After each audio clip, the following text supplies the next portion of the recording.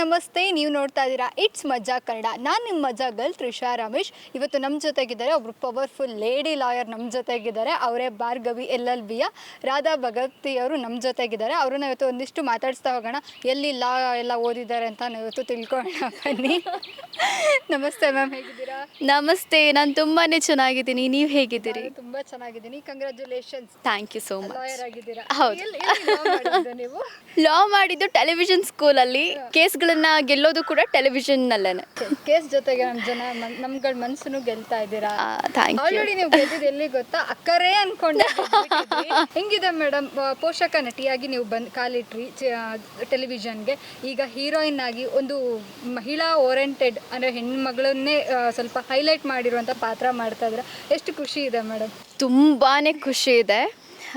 ಯಾಕಂದರೆ ಇಷ್ಟು ವರ್ಷನೂ ನಾನು ಏನು ಕಷ್ಟಪಟ್ಕೊಂಡು ಬಂದಿದ್ದೀನೋ ಅದಕ್ಕೊಂದು ಪ್ರತಿಫಲ ಅಂತ ಹೇಳ್ಬೋದು ಈ ಭಾರ್ಗವಿ ಸೀರಿಯಲ್. ಇಲ್ಲಿವರೆಗೂ ನಾನು ಪೋಷಕ ಪಾತ್ರಗಳನ್ನು ಮಾಡಿರೋದುಂಟು, ಬಟ್ ಲೀಡಾಗಿ ಇದೇ ಫಸ್ಟ್ ಟೈಮ್ ನಾನು ತೆರೆ ಮೇಲೆ ಬಂದಿದ್ದು. ಸಿನಿಮಾದಲ್ಲಿ ಮಾಡಿದ್ದೀನಿ ಹೀರೋಯಿನ್ ಆಗಿ, ಬಟ್ ಸೀರಿಯಲಲ್ಲಿ ಲೀಡಾಗಿ ಬಂದಿದ್ದು ಇದೇ ಫಸ್ಟ್ ಸೀರಿಯಲ್ ಅಂತ ಹೇಳಲಿಕ್ಕೆ ಇಷ್ಟಪಡ್ತೀನಿ. ಇದು ನನ್ನ 11ನೇ ಸೀರಿಯಲ್. ಆ್ಯಕ್ಚುಲಿ ನಾನು ಪಾಸ್ಟ್ 8 ಇಯರ್ಸಿಂದ ಇಂಡಸ್ಟ್ರಿಯಲ್ಲಿ ವರ್ಕ್ ಮಾಡ್ತಿದ್ದೀನಿ. ಸೊ ನನಗೆ ಒಂದು ಇದು ಫೇಮ್ ಅಂತ ಸಿಕ್ಕಿದ್ದು ರಾಮಚಾರಿಯಲ್ಲಿ ಮೇಜರ್ ಆಗಿ. ಅದಾದ ನಂತರ ನಾನು ಝೀ ಕನ್ನಡಕ್ಕೆ ಹೋದೆ. ಅದಾದಮೇಲೆ ಕಲರ್ಸಿಗೆ ಬಂದಿದ್ದೀನಿ. ಈಗ ನಿಮ್ಮ ತವ್ರ ಮನೆ ಯಾವುದು ಅಂತ ನಾವು ಕನ್ಸಿಡರ್ ಮಾಡೋಣ. ಇಲ್ಲ, ಝೀಗೆ ಫಸ್ಟ್ ಡೇ. ಹೌದು, ತವ್ರ ಮನೆ ಅಂತ ಬಂದರೆ ಇಟ್ಸ್ ಝೀ ಕನ್ನಡ. ನಂದು ಹೋಗಿ ಹೋಗಿ ಮಾದೇಶ್ವರ ಅಲ್ಲೇ ಫಸ್ಟ್ ಸೀರಿಯಲ್ ಅದು ನಂದು. ಸೊ ತವ್ರ ಮನೆ ಅಂತ ಬಂದರೆ ಅದೇನೆ. ಓಕೆ, ಅದು ಇವಾಗ ನೇಮು ಫೇಮ್ ಅಂತ ಬಂದಾಗ ನಿಮ್ಮನ್ನು ಜನ ಶ್ರುತಿ ಅನ್ನೋ ಕ್ಯಾರೆಕ್ಟ್ರ್ ಮೂಲಕ ರಾಮಾಚಾರಿಲಿ ರೆಕಗ್ನೈಸ್ ಮಾಡೋಕ್ಕೆ ಶುರು ಮಾಡೋರು. ಅದಾದಮೇಲೆ ಒಂದು ಡಿಫ್ರೆಂಟ್ ಕ್ಯಾರೆಕ್ಟ್ರು, ಹಳ್ಳಿ ಹುಡುಗಿ, ಒಂದು ಮುಗ್ಧ ಹುಡುಗಿ ಕ್ಯಾರೆಕ್ಟ್ರು, ಅಕ್ಕರೆ ಕ್ಯಾರೆಕ್ಟ್ರು, ಮಲ್ಲಿ ಕ್ಯಾರೆಕ್ಟರು. ಸೊ ಇವಾಗ ಪವರ್ಫುಲ್ ಫೈಟ್ ಗೀಟ್ ಎಲ್ಲ ಮಾಡಿದ್ರೆ ನಂಗೆ ಸ್ವಲ್ಪ ಭಯ ಆಗ್ತಿದೆ ಅಪ್ಪ. ಇಲ್ಲ, ಒಬ್ಬ ಆರ್ಟಿಸ್ಟ್ಗೆ ಈ ಥರ ಒಂದು ಕ್ಯಾರೆಕ್ಟರ್ ಸಿಗಬೇಕು ಅಂತ ತುಂಬ ಇಷ್ಟಪಡ್ತಿರ್ತಾರೆ. ಯಾವುದೇ ಆರ್ಟಿಸ್ಟ್ಗಾಗಲಿ ಒಂದೇ ಥರ ಕ್ಯಾರೆಕ್ಟರ್ ಮಾಡೋಕ್ಕೆ ಇಷ್ಟ ಆಗಲ್ಲ. ನನಗೆ ಅದ್ರ ತಕ್ಕಂತೆಯೇ ನನಗೆ ಕ್ಯಾರೆಕ್ಟರ್ಗಳು ಬರೋಕ್ಕೆ ಶುರುವಾದವು. ರಾಮಾಚಾರಿಯಲ್ಲಿ ತುಂಬ ತಿಳ್ಕೊಂಡಿರುವಂತಹ ಬ್ರಾಹ್ಮಣರ ಮನೆ ಹುಡುಗಿ, ಇನ್ನೋಸೆಂಟ್ ಹುಡುಗಿ ಕ್ಯಾರೆಕ್ಟ್ರು. ಅದೇ ಝೀ ಕನ್ನಡದ ಮಲ್ಲಿ ಕ್ಯಾರೆಕ್ಟರ್ಗೆ ಬಂದರೆ ಅದರಲ್ಲಿ ಏನೂ ಗೊತ್ತಿಲ್ಲದೆ ಇರುವಂಥ ಒಂದು ಪೆದ್ದ ಹುಡುಗಿ, ಫುಲ್ ಇನ್ನೋಸೆಂಟ್ ಆಗಿರುವಂಥ ಒಂದು ಕ್ಯಾರೆಕ್ಟರ್. ಭಾರ್ಗವಿ ನೋಡಿದ್ರೆ she is a very powerful women ಅಂತ ಹೇಳ್ಬೋದು. ಸೊ ಈ ಥರ ಪಾತ್ರಗಳನ್ನು ಮಾಡಲಿಕ್ಕೆ ಆರ್ಟಿಸ್ಟ್ಗಳಿಗೆ ಅದು ಯಾವ ದೇವರ ಏನು ಅನುಗ್ರಹನೋ ಗೊತ್ತಿಲ್ಲ, ಅದು ನನಗೆ ಸಿಕ್ಕಿದೆ. I am really very happy that I got this character, I mean this serial. ಜನಗಳು ಕೂಡ ನನ್ನನ್ನು ಅಲ್ಲಿಂದ ಮಲ್ಲಿ ಪಾತ್ರದಿಂದ ಈಗ ಭಾರ್ಗವಿಯನ್ನಾಗಿ ನೋಡ್ತಾ ಇದ್ದಾರೆ. ಸೊ ಅದು ನನಗೆ ಇನ್ನೂ ಖುಷಿ ತಂದಿದೆ. ಕಲರ್ಸ್ ಕನ್ನಡ ಪೇಜಲ್ಲಿ ತುಂಬ ಜನ ಓಕೆ ಅಂದರೆ ಸೀರಿಯಲಿಗೆ ಸಂಬಂಧಪಟ್ಟ ಹಾಗೆ, ಭಾರ್ಗವಿ ಕ್ಯಾರೆಕ್ಟರಿಗೆ ಸಂಬಂಧಪಟ್ಟ ಹಾಗೆ ಕಮೆಂಟ್ಸ್ಗಳನ್ನ ಹಾಕ್ತಾ ಇದ್ದಾರೆ. ಸೊ ಅದೆಲ್ಲ ನೋಡಿ ನನಗೆ ತುಂಬಾ ಖುಷಿಯಾಗಿದೆ. ಇವಾಗ ಏನಂತಾರೆ, ಭಾರ್ಗವಿ ಅಂತಾರ, ಮಲ್ಲಿ ಅಂತ ಕರೀತಾರ, ಶ್ರುತಿ ಅಂತ ಕರೀತಾರ? ಎಲ್ಲ ಬ್ಯಾಕ್ ಟು ಬ್ಯಾಕ್ ಬಂದಿದ್ದರಿಂದ ಒಂದೊಂದು ಕಡೆ ಒಬ್ಬೊಬ್ಬರು ಆಡಿಯನ್ಸ್ ಸಿಗ್ತಾರೆ. ರಾಮಾಚಾರಿಯಲ್ಲಿ ನೋಡಿದಂಥ ಆಡಿಯನ್ಸ್ ಕೆಲವೊಂದು ಕಡೆ ಸಿಕ್ಕರೆ, ಅಮೃತಧಾರೆಯಲ್ಲಿ ನೋಡಿದ್ದಂಥ ಆಡಿಯನ್ಸ್ ಕೆಲವೊಂದು ಕಡೆ ಸಿಗ್ತಾರೆ, ಭಾರ್ಗವಿ ನೋಡ್ತಿದ್ದಂಥ ಆಡಿಯನ್ಸ್ ಕೆಲವೊಂದು ಕಡೆ ಸಿಗ್ತಾರೆ. ಇವಾಗ ಸದ್ಯಕ್ಕೆ ನಾನು ಭಾರ್ಗವಿ ಮಾಡ್ತಿರೋದ್ರಿಂದ ಭಾರ್ಗವಿ ಆಡಿಯನ್ಸೇ ಜಾಸ್ತಿ ಸಿಗ್ತಾ ಇದ್ದಾರೆ. ಓಕೆ, ಫಸ್ಟ್ ಟೈಮ್ ಹೀರೋಯಿನ್ ಆಗಿ ಸೀರಿಯಲ್ ಬಂದಾಗ, ಒಂದು ಆಪರ್ಚುನಿಟಿ ಬಂದಾಗ ಹೆಂಗಿತ್ತು ಎಕ್ಸೈಟ್ಮೆಂಟ್ ಅನ್ನೋದಕ್ಕಿಂತ ತುಂಬ ಭಯ ಇತ್ತು. ಏಕೆಂದರೆ ಲೀಡ್ಸ್ ಅಂತ ಬಂದಾಗ ಅದೊಂದು ದೊಡ್ಡ ಜವಾಬ್ದಾರಿ. ಅದು ಅವ್ರ ಮೇಲೇ ಕತೆ ನಿಂತಿರುತ್ತೆ, ಅವರೇ ತೂಗಿಸ್ಕೊಂಡು ಹೋಗ್ತಿರ್ತಾರೆ. ಸೊ ನಾನು ಮಾಡ್ಬೋದಾ ಇದನ್ನು ಕ್ಯಾರೆಕ್ಟ್ರನ್ನ? ಏಕೆಂದರೆ ನಾನು personally I am so soft, ಅಂದರೆ ತುಂಬ ಮೆದುವಾಗಿ ಮಾತಾಡ್ತಾ ಇರೋಳು. ಬಟ್ ಭಾರ್ಗವಿ ಅಂತ ಬಂದರೆ ಫುಲ್ ಜೋರು. ನನ್ನ ಕ್ಯಾರೆಕ್ಟರ್ಗೆ ಫುಲ್ ಆಪೋಸಿಟ್ ಕ್ಯಾರೆಕ್ಟರ್ ಇದು. ಮಾಡ್ತೀನ ನಾನು ಅಂತ ಹೇಳ್ಬಿಟ್ಟು ನನಗೆ ಡೌಟ್ ಇತ್ತು. But Swapna Krishna ma'am was like, ಮಾಡ್ತೀಯಾ ನೀನು, ಮಾಡು ಅಂತ ಹೇಳಿ ನನಗೆ ಎಷ್ಟೋ ಹುರಿದುಂಬಿಸಿ, ನೀನು ಅಂದರೆ ನಾನು ಅಲ್ಲೇನೋ ಒಂದು ಆ್ಯಕ್ಟಿಂಗ್ ಮಾಡುವಾಗ ನಾನೇನೋ ಒಂದು ತಪ್ಪು ಮಾಡ್ತಿದ್ದೀನಿ ಅಂತ ಅಂದಾಗ ಅಲ್ಲೇ ಪಾಯಿಂಟ್ ಮಾಡಿ ಅಲ್ಲೇ ಹೇಳ್ತಾಯಿದ್ರು, ಓಕೆ ಇದು ಮಾಡಬೇಡ, ಇದು ಇದು ಇದು ಭಾರ್ಗವಿ ಕ್ಯಾರೆಕ್ಟರ್ಗೆ ಇದು ಸೂಟ್ ಆಗಲ್ಲ, ಈ ಥರ ಮಾಡು ಅಂತ ಹೇಳಿ ತಾನಾಗೆ ಬಂದು ನಾನು ನಿನ್ನ ಜಾಗದಲ್ಲಿ ಇದ್ದಿದ್ರೆ ನಾನು ಈ ಥರ ಮಾಡ್ತಿದ್ದೆ ಅಂತ ಹೇಳ್ಕೊಡ್ತಾರೆ. ಸೊ ಅದರಿಂದ ನನಗೆ ಪ್ರೆಷರ್ ಜಾಸ್ತಿ ಬೀಳಲಿಲ್ಲ. ನನ್ನ ಎಷ್ಟೋ ಪ್ರೆಷರ್ನ ಸ್ವಪ್ನ ಮ್ಯಾಮೇ ತೊಗೊಂಡ್ಬಿಟ್ಟಿದ್ದಾರೆ. ಈ ಥರ ಮಾಡು ಅಂತ ತುಂಬ ಗೈಡ್ ಮಾಡ್ತಾರೆ. And I am so lucky that I am working under Swapna Krishna ma'am. ಟೋಟಲಾಗಿ ಹೇಳಬೇಕು ಅಂದರೆ ಇಡೀ ಟೀಮ್ ಜೊತೆ ವರ್ಕ್ ಮಾಡಲಿಕ್ಕೆ ಆ್ಯಂಡ್ ಈ ಸೀರಿಯಲ್ ಸಿಕ್ಕಿರೋದಕ್ಕೆ ನಾನು ತುಂಬಾ ಗ್ರೇಟ್ಫುಲ್ ಆಗಿದ್ದೀನಿ. I am really very happy. And ಈಗ ನಾರ್ಮಲ್ ಎಲ್ಲ ಸೀರಿಯಲಲ್ಲೂ ಹೀರೋ ಹೀರೋಯಿನ್ ಒಂದಾಗ್ತಾರೆ, ಅದೊಂದು ಇರುತ್ತೆ. ಆದರೆ ನಿಮ್ಮ ಸೀರಿಯಲಲ್ಲಿ ಹೆಣ್ಮಗಳೇ ಎಷ್ಟು ಸಮಾಜದಲ್ಲಿ ನಡೆಯುವಂಥ ಅನ್ಯಾಯದ ವಿರುದ್ಧ ಹೆಂಗೆ ಹೋರಾಡ್ತಾಳೆ ಅನ್ನೋದೇ ನಿಮ್ಮ ಸೀರಿಯಲ್ ಕತೆ. ಒಬ್ಬ ಮಧ್ಯಮ ವರ್ಗದ ಮಗಳು, ಈ ಕಡೆ ಮನೆ, ಈ ಕಡೆ ಅಪ್ಪ ಅಮ್ಮ, ಕುಟುಂಬದ ಜವಾಬ್ದಾರಿ, ಹಾಗೆ ಗೌರವ ಎಲ್ಲಾನು ಕಾಪಾಡಿಕೊಂಡು ತನ್ನ ವೃತ್ತಿಗೂ ಮೋಸ ಆಗದೆ ಇರೋ ಥರ ನಡ್ಕೊಳೋದು. ಹೆಂಗಿದೆ ಮ್ಯಾಮ್ ಹ್ಯಾಂಡ್ಲಿಂಗ್? ಹೆಂಗೆ ಮಾಡ್ತಾ ಇದ್ದೀರಾ? ಅದು it's kind of a different emotions. Like ಈ ಕಡೆ ಹೊರಗಿನ ಜಗತ್ತಿಗೆ ಬಂದಾಗ ಹೇಗೆ ಫೇಸ್ ಮಾಡಬೇಕು ಅನ್ನೋದು ಅಲ್ಲಿ ಒಂಥರ, ಆದರೆ ಮನೆಗೆ ಬಂದಾಗ ನನ್ನವರು ತನ್ನವರು ಅಂತ ಇರ್ತಾರೆ. ಅವ್ರಿಗೆ ಯಾವುದೇ ಥರ ಹರ್ಟ್ ಆಗಬಾರ್ದು, ನನ್ನ ಯಾವುದೇ ನಡೆಯಿಂದ ಅವ್ರಿಗೆ ಹರ್ಟ್ ಅನ್ನೋದೊಂದಿರುತ್ತೆ. ಆ್ಯಂಡ್ ಈ ಕಡೆ ಈ ಥರ ಪ್ರಾಬ್ಲಮ್ ಆಗಿರೋ ಒಂದು ಹುಡುಗಿ ಇರೋದ್ರಿಂದ ಈ ಹುಡುಗಿ ಕಡೆ ನಿಲ್ಲೋಕ್ಕೂ ಆಗ್ತಿಲ್ಲ, ಆ ಕಡೆ ನನ್ನ ಪ್ರೊಫೆಷನ್ನು ಬಿಡೋಕ್ಕಾಗ್ತಿಲ್ಲ, ಈ ಕಡೆ ನನ್ನ ಫ್ಯಾಮಿಲಿನೂ ನನಗೆ ತೂಗಿಸ್ಕೊಂಡು ಹೋಗೋಕ್ಕಾಗ್ತಿಲ್ಲ, ಈ ಕಡೆ ನನ್ನ ಕೆಲಸಗಳು ಚೆನ್ನಾಗಿ ಸಾಗ್ತಾ ಇಲ್ಲ, ಮನೇನ ನಿಭಾಯಿಸಬೇಕು. ಏಕೆಂದರೆ ಇಡೀ ಮನೆಯಲ್ಲಿ ವರ್ಕಿಂಗ್ ಅಂತ ಅಂದರೆ ನಾನೊಬ್ಬಳೆ. ಸೊ ಅದನ್ನೆಲ್ಲ ಮಾಡಬೇಕು ಅಂತ ಬಂದಾಗ as an artist, as a character ನನಗೆ ಅದನ್ನೆಲ್ಲ ಒಂಥರ ಯೋಚನೆ ಮಾಡೋಕ್ಕೇ ಕಷ್ಟ ಆಗುತ್ತೆ. ನಿಜವಾಗ್ಲೂ ಈ ಥರದ ಹೆಣ್ಣುಮಕ್ಳುಗಳು ಇದ್ದಾರೆ, ತನ್ನ ಮನೇನ ತೂಗಿಸ್ಕೊಂಡು ಹೋಗ್ತಾ ಇರೋ ಹೆಣ್ಮಕ್ಳುಗಳು ತುಂಬ ಜನ ಇದ್ದಾರೆ. ಸೊ ಅಂಥವ್ರಿಗೆ ಈ ಒಂದು ಕತೆ ಡೆಡಿಕೇಟೆಡ್ ಅಂತ ನಾನು ಹೇಳಲಿಕ್ಕೆ ಇಷ್ಟಪಡ್ತೀನಿ. ನಾವು ದಿನನಿತ್ಯ ಎದ್ರೆ ನಾವು ಹಲವಾರು ಪ್ರಕರಣಗಳನ್ನು ನೋಡ್ತಾ ಇರ್ತೀವಿ. ಈಗ ಇತ್ತೀಚೆಗೆ ಒಂದು ನೀವು ನೋಡಿರ್ತೀರ, ಹುಬ್ಳಿಲಿ ಒಂದು 5 ವರ್ಷ ಹೆಣ್ಣು ಮಗುನ ಎತ್ಕೊಂಡು ಹೋಗಿ ಪಾಪಿ ಇದು ಮಾಡ್ತಾನೆ, ಬಟ್ ಅವನಿಗೂ ಶಿಕ್ಷೆ ಆಗುತ್ತೆ. ಇಂಥವನ್ನೆಲ್ಲ ನೀವು ಹತ್ರದಿಂದ ಯಾವತ್ತಾರು ನೋಡಿದ್ದೀರಾ ಮ್ಯಾಮ್? ಯಾವತ್ತೂ ಆ ಥರ ಘಟನೆಗಳು ನೆಕ್ಸ್ಟು ಆಗದೆ ಇರಲಿ ಅಂತ ನಾನು ಕೇಳ್ಕೊಳ್ತೀನಿ, ಆಗಬಾರ್ದು.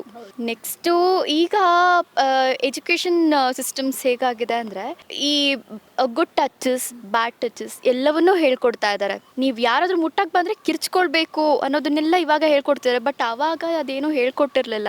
ಇವಾಗ ಎಲ್ಲರೂ ಸ್ವಲ್ಪ ಬುದ್ಧಿವಂತರಾಗ್ತಾ ಇದ್ದಾರೆ. ಸೊ ಇದೇ ಥರ ಮುಂದುವರೆದ್ರೆ ಎಲ್ಲವೂ ಕೂಡ ನಾರ್ಮಲ್ ಸ್ಟೇಜಿಗೆ ಬರುತ್ತೆ ಅಂತ ನಾನು ಭಾವಿಸ್ತೀನಿ. ಮ್ಯಾಮ್, ಈಗಿನ ಎಜುಕೇಷನ್ಗಳೆಲ್ಲ ಈಗ ನಮ್ಮ ಮನೇಲಿ ಇರುವಂಥ ಒಂದಿಷ್ಟು ಹೆಣ್ಮಕ್ಳನ್ನ ನಾವು ಹೇಳ್ಕೊಡ್ತೀವಿ. ಯಾಕಂದರೆ ನಾವು ಸ್ವಲ್ಪ ದೊಡ್ಡವರಾಗಿದ್ದೀವಿ, ನಾವು ಹೇಳ್ಕೊಡ್ತೀವಿ ಗುಡ್ ಟಚ್ ಬ್ಯಾಡ್ ಟಚ್ ಹೀಗಿರುತ್ತದೆ. ಬಟ್ ನಾವೆಲ್ಲ ಚಿಕ್ಕವರಾಗಿದ್ದಾಗ ಅಥವಾ ನಮ್ಮ ಕೆಲವೊಂದು ಚಿಕ್ಕವ್ರು ನಮ್ಮ ಫ್ಯಾಮಿಲಿಲಿ ಚಿಕ್ಕವರಾಗಿದ್ದಾಗೆಲ್ಲ ಅದು ಹೇಳ್ಕೊಡ್ತಿರಲ್ಲ. ಯಾರೋ ಹಿಂಗೆ ಮುಟ್ಟಿದ್ರೆ ಓಕೆ ಅದು ನಮಗೆ ಒಳ್ಳೆ ತಂದಲ್ಲೇ ಮುಟ್ತಾರೆ ಅಂತ ಅನ್ನಿಸ್ತಿತ್ತು. ನಿಮ್ಮ ಜೀವನದಲ್ಲಿ ಆ ಥರ ಘಟನೆಗಳೇನಾದ್ರು ಆಗಿದೆಯಾ? ಪುಣ್ಯಕ್ಕೆ ಯಾವುದೂ ಆ ಥರ ಆಗಿಲ್ಲ. ವುಡ್ ಸಿಗ್ತಾ ಇಲ್ಲ, ಟಚ್ ವುಡ್ ಅನ್ನಕ್ಕೆ. ಟಚ್ ವುಡ್ ಆ ಥರ ಯಾವತ್ತೂ ಆಗದೆ ಇರೋರ ಮನಸ್ಸಲ್ಲಿ ಅಪ್ಪ ಯಾವತ್ತೂ ಹಾಗಾಗದೇ ಇರಲಿ ಅನ್ನೋದಿರುತ್ತೆ. ಬಟ್ ಆ ಥರ ಅನುಭವಿಸಿರ್ತಾರಲ್ಲ ಅವ್ರುಗಳು ಅದೆಷ್ಟು ನೋವು ತಿಂತಿರ್ತಾರೆ, ಅದೆಷ್ಟು ಡಿಪ್ರೆಷನ್ ಅನುಭವಿಸಿರ್ತಾರೆ, ಅದೆಲ್ಲ ಏನಕ್ಕೆ ಅರ್ಥ ಆಗಲ್ಲ. ಹೆಣ್ಮಕ್ಳಿಗೆ ಆಗಲಿ ಗಂಡು ಮಕ್ಕಳಿಗೆ ಆಗಲಿ ಯಾರು ಆ ಥರ ಕೆಟ್ಟ ರೀತಿಯಿಂದ ವರ್ತನೆ ಮಾಡ್ತಾರೋ ಅವ್ರಿಗೇನಕ್ಕೆ ಅದೆಲ್ಲ ಅರ್ಥ ಆಗಲ್ಲ. ಓಕೆ, ನಮ್ಮಿಂದ ಇನ್ನೊಬ್ರ ಜೀವನ ಹಾಳಾಗುತ್ತೆ, ಅವ್ರು ಈ ಥರ ಡಿಪ್ರೆಷನ್ಸ್ಗೆ ಹೋಗ್ತಾರೆ, ಅವ್ರ ಫ್ಯಾಮಿಲಿ ಹಾಳಾಗುತ್ತೆ, ಅವ್ರ ಜೀವನ ಹಾಳಾಗುತ್ತೆ ಅಂತ ಅವ್ರುಗಳು ಯೋಚನೆ ಮಾಡಬೇಕಾಗಿ ಬರುತ್ತೆ. ಅವರ ಒಂದು ಕ್ಷಣದ ಖುಷಿಗೋಸ್ಕರ ಇಷ್ಟೊಂದೆಲ್ಲ ಒಬ್ರ ಜೀವನನೇ ಹಾಳು ಮಾಡುವಂಥ ಮೆಂಟಾಲಿಟಿಗೆ ಯಾವುದೇ ಮನುಷ್ಯತ್ವ ಅಂತ ಇರೋ ಮನುಷ್ಯರು ಬರಬಾರ್ದು. ಮನುಷ್ಯರು ಅಂತ ಇರೋದೇನೆ ಒಂದು ಕೈಂಡ್ನೆಸ್ ಅನ್ನೋದನ್ನ ಎತ್ತಿ ಹಿಡಿಲಿಕ್ಕೆ. ಅವ್ರಿಗೆ ಮಾನವರು ಅಂತಾರೆ. ಸೊ ಅದನ್ನ ಬಿಟ್ಟು ನಡಿಬಾರ್ದು ಯಾರೇ ಆಗಲಿ. ಅರೆ, ನಾವು ಇತ್ತೀಚೆಗೆ ಒಂದು 2 months ಬ್ಯಾಕ್ ಒಂದು ಇನ್ಸಿಡೆಂಟ್ ನೋಡಿದ್ವಿ. ಒಬ್ಬ ನಟಿಯಾಗಿದ್ದವರು ಒಬ್ಬ ನಿರ್ದೇಶಕನ ಮೇಲೆ ಒಂದು ಆರೋಪ ಮಾಡ್ತಾರೆ, ನನಗೆ ಹಿಂಗಾಗಿತ್ತು ಅಂತ. ಸೊ ನಿಮಗೆ ಒಬ್ಬ ಮಹಿಳಾ ನಿರ್ದೇಶಕಿ ಇದ್ದಾರೆ, ನಿಮಗೆ ಈ ಟೆಲಿವಿಷನ್ 11 ವರ್ಷದಿಂದ ಇವಾಗ ಇದ್ದೀರಾ. ಸೊ ನಿಮಗೆ ಯಾವ ಥರ ಟೆಲಿವಿಷನ್ ಇಂಡಸ್ಟ್ರಿಲಿ ಕಹಿ ಘಟನೆ ಆ ಥರ ನಡೆದಿರೋದು?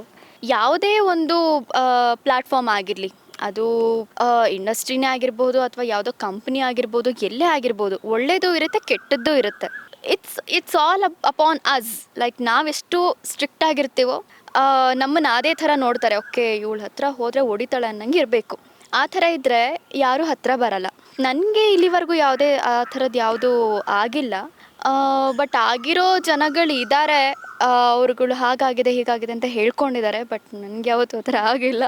ಈಗ ಇಷ್ಟು ವರ್ಷದಲ್ಲಿ ನೀವು ಮಹಿಳಾ ನಿರ್ದೇಶಕಿ ಜೊತೆ ವರ್ಕ್ ಮಾಡ್ತಾ ಇದ್ದೀರಾ, ಈ ಹಿಂದೆ ಪುರುಷ ನಿರ್ದೇಶಕರ ಜೊತೆನೂ ವರ್ಕ್ ಮಾಡಿದ್ದೀರಾ. ಯಾರ ಜೊತೆ ವರ್ಕ್ ಮಾಡೋದು ಫುಲ್ ಖುಷಿ ಆಗ್ತಾ ಇದೆ, ಹೆಂಗೆ ಅನ್ನಿಸ್ತಾ ಇದೆ? ಸ್ವಲ್ಪ ಡಿಫಿಕಲ್ಟ್ ಅನ್ಸೋದು ಯಾರ ಜೊತೆ ವರ್ಕ್ ಮಾಡುವಾಗ? ಇಲ್ಲ, ಡಿಫಿಕಲ್ಟ್ ಅಂತ ನನಗೇನು ಇಲ್ಲಿವರೆಗೂ ಅನಿಸಿಲ್ಲ. ಈಗ ಒಬ್ಬೊಬ್ಬರು ಡೈರೆಕ್ಷನ್ ಒಂದೊಂದು ಥರ ಇರುತ್ತೆ. ಅವರ ಡೈರೆಕ್ಷನ್ಗೆ ನಾವು ಹೊಂದ್ಕೊಳ್ಳೋಕ್ಕೆ ಸ್ವಲ್ಪ ಟೈಮ್ ತೊಗೊಳ್ಬಹುದು, ಬಟ್ ತೀರಾ ಡಿಫಿಕಲ್ಟ್ ಅಂತ ಏನೂ ಆಗಲ್ಲ. ನನಗೆ ಸ್ಟಾರ್ಟಿಂಗ್ ಬಂದಾಗ ಸ್ಟೇಜ್ ಫಿಯರ್ ಸ್ವಲ್ಪ ಇತ್ತು, ಬಟ್ ತುಂಬ ಕಷ್ಟ ಅಂತ ನನಗೆ ಯಾರ್ದು ಏನೂ ಅನಿಸಿಲ್ಲ, ಈಸಿ ಅಂತಲೂ ಯಾರ್ದು ಅನಿಸಿಲ್ಲ. ಬಟ್ ಮ್ಯಾಮ್ ನನಗೆ ಸ್ವಲ್ಪ ಗೈಡೆನ್ಸ್ ಕೊಡ್ತಾ ಇರೋದ್ರಿಂದ, ಹೀಗೀಗೆ ಮಾಡು ಅಂತ ಹೇಳ್ಕೊಡ್ತಾ ಇರೋದ್ರಿಂದ ನನಗೆ ಸ್ವಲ್ಪ ಮೆಂಟಲ್ ಪ್ರೆಷರ್ ಸ್ವಲ್ಪ ಕಡಿಮೆ ಇದೆ ಅಂತ ಹೇಳ್ಬೋದು. ಇಲ್ಲಿವರೆಗೂ ನೋಡಿರೋ ಎಲ್ಲ ಡೈರೆಕ್ಷನ್ ಏನಿರುತ್ತೆ, ಅವ್ರ ವೇ ಏನಿರುತ್ತೆ ಡೈರೆಕ್ಷನ್ದು, ಅದು ತುಂಬ ಡಿಫ್ರೆಂಟ್ ಅನಿಸಿದ್ದು ಮ್ಯಾಮ್ದು. ಅದು ಏನೋ ಗೊತ್ತಿಲ್ಲ, but I felt like it's kind of different. So ಅವರು ಇನ್ನು ಏನೇನು ಥರ ಸಜೆಷನ್ ಕೊಡ್ತಾರೆ? ಲಾ ಕೇಸ್ ಗೀಸ್ ಎಲ್ಲ ಏನಾದ್ರು ಕೊಡ್ತಾ ಇದ್ದಾರಾ? ಅವರು ಬುಕ್ಸ್ ಓದು ಅಂತ ಕೆಲವೊಂದು ಹೇಳಿದ್ದಾರೆ. ಆ ಬುಕ್ಸ್ ಓದ್ಲಿಕ್ಕೆ ಆಗ್ತಾ ಇಲ್ಲ ನನಗೆ. ಲೈಬ್ರರಿಗೆ ಹೋಗಬೇಕು, ಓದಬೇಕು. ಸೊ ಬುಕ್ಸ್ ಓದಿದ್ರೆ ನನಗೆ ಸ್ವಲ್ಪ ನಾಲೆಡ್ಜ್ ಬರುತ್ತೆ. ಸೊ ನಾನು ನೆಕ್ಸ್ಟು ಸೀನ್ಸ್ ಮಾಡುವಾಗ ಅವರೇ ಏನಾದರೂ ತಪ್ಪು ಮಾಡಿದರೆ ನಾನೇ ಹೇಳೋ ಥರ ಆಗಬೇಕು, ಆ ಥರ ನನ್ನ ಥಾಟ್ ಕೂಡ ಇರೋದು. ಓಕೆ, ಹೆಂಗೆ ಮ್ಯಾಮ್ ಲಾಯರ್ ಇವಾಗ ಬೇರೆ ಪಾತ್ರಗಳು ಮಾಡ್ಬೋದು, ಬೇರೆ ಯಾವ್ದಾದ್ರು ಕ್ಯಾರೆಕ್ಟರ್ ಇದೆ, ಬಟ್ ಲಾಯರ್ ಅಂತ ಬಂದಾಗ ಅದ್ರದ್ದೇ ಆದಂಥ ತೂಕ ಇದೆ. ಪ್ರೊಫೆಷನ್ನ ನೀವು ಸ್ವಲ್ಪ ಸ್ಟಡಿ ಮಾಡಿರಬೇಕು, ಹಾಗೆ ಸ್ವಲ್ಪ ಅವ್ರ ಬಾಡಿ ಲ್ಯಾಂಗ್ವೇಜ್ ಇರ್ಬೋದು. ಲಾಯರ್ಗಳಂದ ತಕ್ಷಣ ಒಂದು ಸ್ವಲ್ಪ ಕ್ರಿಮಿನಲಿನೂ ಯೋಚನೆ ಮಾಡಬೇಕಾಗುತ್ತೆ. ನೀವು ಹೆಂಗೆ ಪ್ರಿಪ್ರೇಷನ್ ತೊಗೊಂಡ್ರಿ ಒಬ್ಬ ಲಾಯರ್ ಆಗೋಕ್ಕೆ? ಇದಕ್ಕೆ ಪ್ರಿಪ್ರೇಷನ್ಸ್ ಅಂತ ಬಂದಾಗ ನಾನು ಜಾಸ್ತಿ ಮಾಲಾಶ್ರೀ ಮ್ಯಾಮ್ದು ಈ ಫೈಟ್ ಸೀನ್ಸ್ ಆಗಿರಲಿ, ಮತ್ತು ಅವರು ಮಾತಾಡೋ ಶೈಲಿಗಳಾಗಿರಲಿ, ಅದನ್ನು ನಾನು ನೋಡಿದ್ದುಂಟು. ಲೈಕ್ ಯುದ್ಧಕಾಂಡದಲ್ಲಿ ಇವರು ರವಿಚಂದ್ರನ್ ಸರ್ ಏನು ಪಾತ್ರವನ್ನು ಮಾಡಿದ್ದಾರೆ ಅದನ್ನು ನೋಡಿರೋದುಂಟು. ಅಂದರೆ ಸಿನಿಮಾಗಳನ್ನು ನೋಡಿದ್ದೀನಿ, ಬಾಡಿ ಲ್ಯಾಂಗ್ವೇಜ್ ಹೇಗಿರುತ್ತೆ, ಅವರು ಯಾವ ಥರ ಕ್ಯಾರಿ ಮಾಡಿದ್ದಾರೆ ಅದನ್ನು ನೋಡಿದ್ದೀನಿ ಅಷ್ಟೇ. ಅದನ್ನು ಬಿಟ್ಟು ಈ ಸೆಕ್ಷನ್ಸು ಅದೆಲ್ಲ ನಾನಿನ್ನೂ ಇನ್ನೂ ಅಷ್ಟೆಲ್ಲ ಓದಿಲ್ಲ. ಅದೇ ಹೇಳಿದ್ದು, ಆವಾಗಲೇ ಹೇಳಿದ್ನಲ್ಲ, ಅದೆಲ್ಲ ತಿಳ್ಕೊಳ್ಬೇಕು ನೆಕ್ಸ್ಟು ಅಂತ ಹೇಳಿ. ಮಾಲಾಶ್ರೀ ಮೇಡಮ್ ಫೈಟ್ ಸೀನ್ ನೋಡಿನ ಅವತ್ತು ಪ್ರೀವಿಯಸ್ ಆ ಥರ ಸಖತ್ತಾಗಿ ಫೈಟ್ ಮಾಡಿದ್ದು? ಅಯ್ಯೋ, ಅದು ನಂದು ಸೆಕೆಂಡ್ ಫೈಟ್ ಅನಿಸುತ್ತೆ. ಹಾಂ ಹೌದು, ಸೆಕೆಂಡ್ ಫೈಟ್ ಅದು. ಫಸ್ಟ್ ಫೈಟ್ ಬಂದು ಇಂಟ್ರೊಡಕ್ಷನ್ ಸೀನಲ್ಲಿ ಆಯಿತು. ಸೆಕೆಂಡ್ ಫೈಟಲ್ಲಿ ಸ್ವಲ್ಪ ಕಾಂಪ್ಲಿಕೇಶನ್ಸ್ ಆಗೋಯಿತು ನನಗೆ. ಅವ್ರೇನೋ ಹೇಳ್ತಿದ್ರು, ನಾನೇನೋ ಮಾಡ್ತಿದ್ದೀನಿ. ನನಗೆ ತುಂಬ ಭಯ, ಹೊಡಿಬೇಕು ಅಂದರೆ ಹಿಂಗೆ ಹೊಡೆದು ಹಿಂಗೆ ನಮಸ್ಕಾರ ಮಾಡ್ಕೊಂಡಿರೋದು ಉಂಟು. ಆ ಥರ ಆಯ್ತು ಅವತ್ತು. But I tried my level best.